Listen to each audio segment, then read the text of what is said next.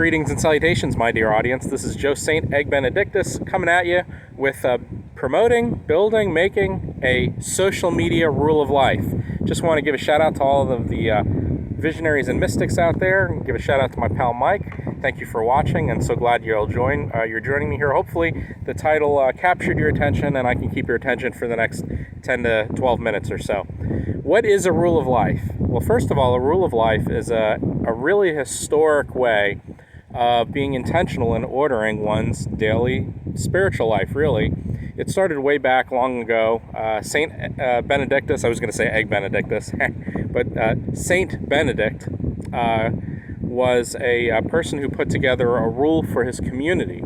And those rules for community was kind of groundbreaking because it put into writing certain rules, or it made intentional and purposeful rules for his community, his monastery, to follow. And ever since then, people have been coming up with, either for their community or personally, a rule of life. So, for instance, Martin Luther King Jr. had a rule of life that he set out every day he would commit to. Charles Wesley had a rule of life. He got up at like 4 in the morning to do certain prayers and readings, and that eventually became part of the methods that became the Methodist part of discipleship. Dorothy Day had a rule of life, and so many others have, even today, have rules of life that determine and order their day. It really communicates an intentional way of going about life that gives a structure to our core values, so that each day we can grow deeper in our relationship with God. So my conversation today has to do with social media, because so many people are either struggling with social media or balancing social media now that we're moving out of the pandemic and out of more COVID. You know, COVID, it stopped everything, and a lot of people were utilizing social media for so many things. But now that we're past the pandemic, hopefully you can hear me over this wind, past the pandemic, people are trying to figure out how to re-engage life, but orient or integrate social media into their post-pandemic life, which we have to admit is different now, because we just don't have that many hours in a day to continue the same pandemic level engagement with social media. So if you look at your favorite YouTube channels, for instance, or your favorite social media platforms, people are not only publishing content less frequently, but they're also getting fewer viewers, fewer comments. And so that turns into a spiral to where, well, if I'm not going to get that many viewers or that many comments, then I'm going to make less content, and it spirals out of control. So with that said, how do you have a social media rule of life that speaks to a philosophy of ministry or philosophy of spirituality that incorporates a healthy sense of social media? So we're going to cover 3 questions as we develop a rule of life. The first one is going to be when, because timing is really the most important thing when it comes to social media. And then why? Why are we engaging in social media? So we got to figure out the time first, because if you only have so much time in a day or a week, then that will chisel down to why you need social media or why you're engaging social media. And then the third thing is the what, which is what platforms should you be engaging with? So the first question we have really when we think about coming up with the rule of life of social media is time. How much time do you spend? When do you spend time? And what's the appropriate kind of engagement with social media? Which is so important, because a lot of people are really burning out, getting back into work and trying to do their thing. So the first thing that I think of when I think of time on social media is, how much time would you spend in relationship with people? So what is important to you as far as being on social media, be it Instagram or Facebook, or scrolling through your favorite YouTube channels? But really, when it comes to time, you have to think of what relationships matter in your life, and how much time do you want to devote to relationships? Because one of the things that you have to realize when you're engaging social media, especially if you're commenting or leaving a lot of Facebook posts, is that relationships matter, your opinions don't. What do I mean by that? I don't mean it to sound mean, but if you're only on there because you're going through posts to post your opinion, or you're developing content because you have an opinion, but it's devoid of relationship or some kind of relational depth, you really need to ask, why are you posting? What are the relationships that matter to you? So, for instance, on my YouTube, I subscribe to maybe 60 people, 60 channels, but I have a closer relationship either through my passions or ministry or through relationships with some of those channels. So if I have a little bit of time, I'm going to devote my time to those channels where I have an established relationship, or where the relationship is more beneficial than me just spouting my opinions or commenting or liking or getting all worked up if I'm, listening to a political podcast. Like, I don't need to spend time doing that. Same thing with Facebook. If you spend 30 minutes scrolling, just thumb scrolling through Facebook, and you've done nothing meaningful in 30 minutes, you need to negotiate how much time you're going to spend scrolling and how many pages you really just want to like. Maybe you need to unfollow people, or mute people, or unsubscribe or unfriend people if you just find that you're going 40 minutes through a scroll with no meaningful engagement. The next lesson with time that has to do with time is networking. Networking is a tool, not a way of life, or not a lifestyle. A lot of people treat networking like it's a lifestyle. Like, what are you doing on this? Well, I'm networking. And what are you going to that meeting for? Well, I'm networking. I'm sorry, networking is not a lifestyle. It's just one tool that's supposed to help you deepen the relationships that you either want to cultivate or haven't cultivated or need to cultivate. So again, a lot of people live their whole life networking and never developing deeper relationships. So if you can figure out how to use networking as a tool, not as a lifestyle, that's going to cut down on the time that you're going to need to engage all of these social media platforms. And then the next thing about time is belonging and identity. If you feel like you need to spend time on YouTube or social media because that's how you feel like you belong, or that's where your identity comes from, you need to shut the social media off and reevaluate where your belonging and your sense of identity stem from. If you're spending too much time on social media and that's become your life, or you work for 8 hours a day and then you go home and you spend 3 hours on social media, you really need to figure out where is the source of your identity. You may enjoy it, it may be fun for you, but again, where are the relationships that are meaningful either suffering because of that, or where have you turned to relationships into mere transactions because somebody gives you a sense of belonging and now you have an expectation from people, or you have expectations on people that they can't live up to. So that's the first kind of area that you have to figure out when you're building a social media rule of life is time. How much time are you going to devote to social media? The next thing is why. Why do you use social media? Some people use it to spout their opinions or to receive affirmation as a sort of biased confirmation. And to me, that's not why social media is there. Social media is there as a tool. It's there as a resource. It's there to connect people. But really, again, are you going to just develop your ideological worldview, or even, your beliefs, say, about the Bible or about your faith? For what reason? Who's watching? Like even me with a channel, if I make a video, I say, all right, so I have say 50 to 120 views over the period of either a couple days, if it's good content, or say a month. But even that impact of that content really makes very little difference in the lives of more than, say, an inner circle of people or friends who watch and engage. It might be interesting, and hopefully it leads you to some kind of action or some kind of thought or reflection, but at the end of the day, the heavenly consequences of social media are going to be very, very minimal to the relationships that we have in the real world. So why do you use social media? And you break it down to two categories. One is you use it for personal reasons. So you may use social media for personal reasons, to connect with family and friends, to connect with hobbies. If you're using it for personal reasons, it should be solely for entertainment. It should bring laughter. It should bring joy.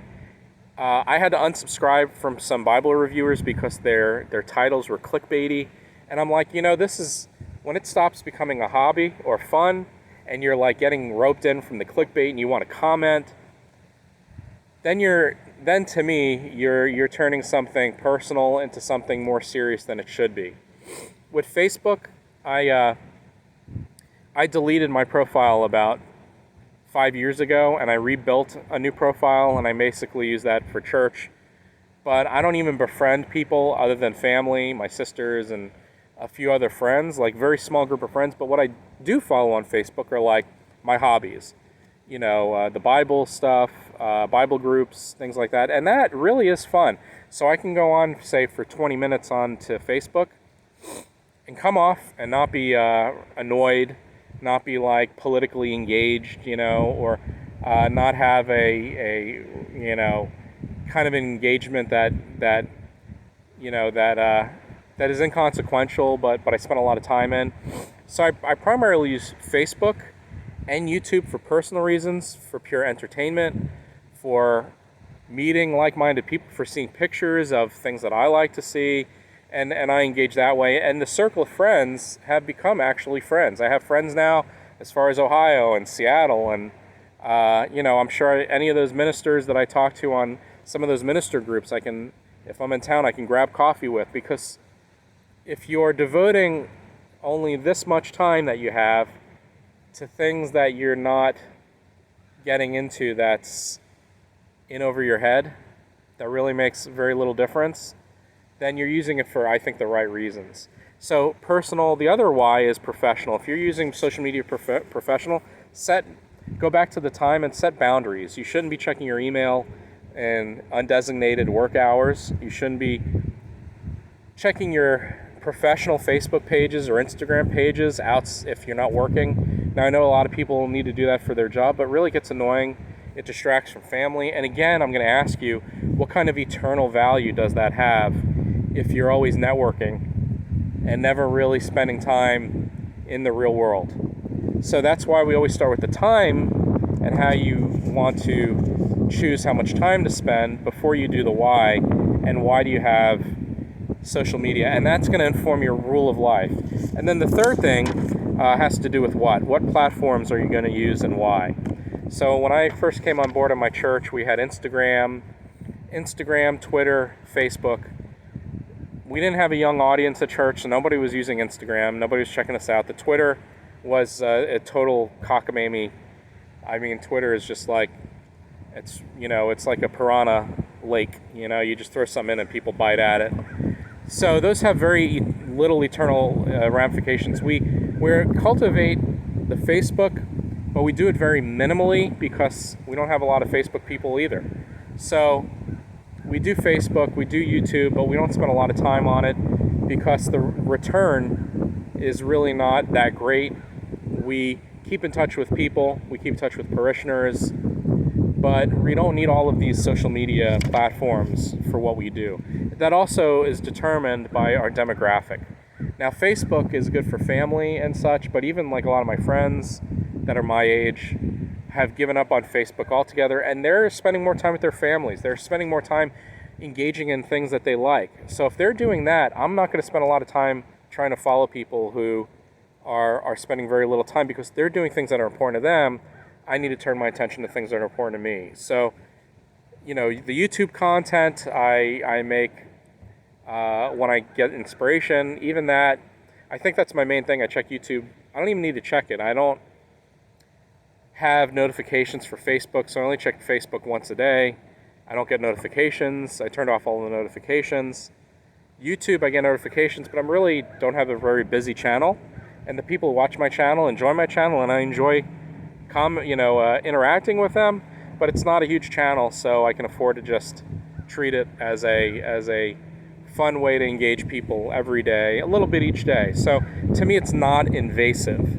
So think about that. Now with that, you take the spiritual ramifications with that, and then you turn it into a rule of life. So let me tell you my social media rule of life. Number one, I will not allow social media to be a surrogate for connecting with people.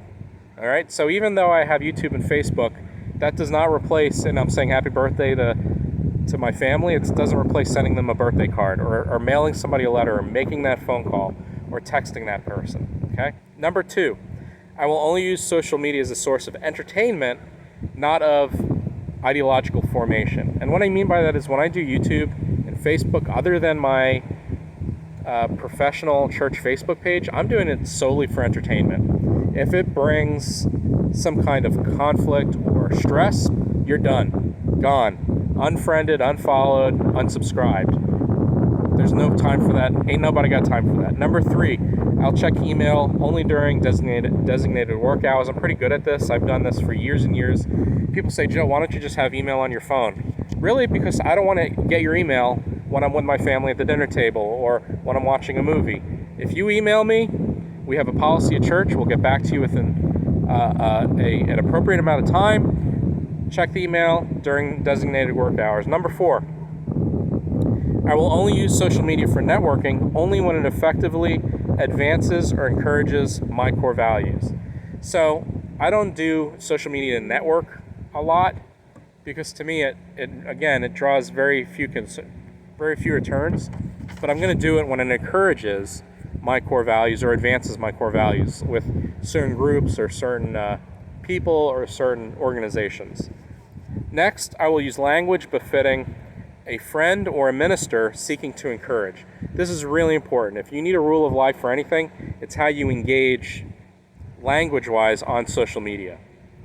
And this goes to my next rule of life, which is important to me because I do have PTSD and I do get into spiritually dry seasons in which I am not in the right frame of mind. So my next rule of life also has to do with language, and that is whenever I am in a spiritually dark season or in a PTSD episode, as I call them, I will refrain from posting or commenting. Very important. If you struggle with some kind of anxiety disorder, PTSD, bipolar disorder, anything that, if you have anger or anxiety or mental health issues, you need to refrain from posting during one of your times where you're not in the best of health. Because, one, tomorrow it will be a better day, okay? Next week, it may take a week for you to get better or to get in a healthier place, but social media is not a good place to vent. It's not a good place to seek therapy, and it's not a good place to seek direction when you need real connections that help you in your journey or in your time of spiritual conflict or in a place in which you are not of healthy and sound mind. This goes for me, goes for so many other people. When I get my PTSD, I have to shut my phone off, I crawl into my bed, I tell my family, don't talk to me, and then usually by the end of the day or the next day, I'm healthy enough to re-engage the world without saying or doing something or emailing something that I'm going to regret the next day. All right, I think that's it. So as you develop your rule of life, why don't you share some tips and things down in the comments below? I'd love to see your tips and comments. Let me know what you think, and let's do this together. Thank you so much. We'll talk to you later.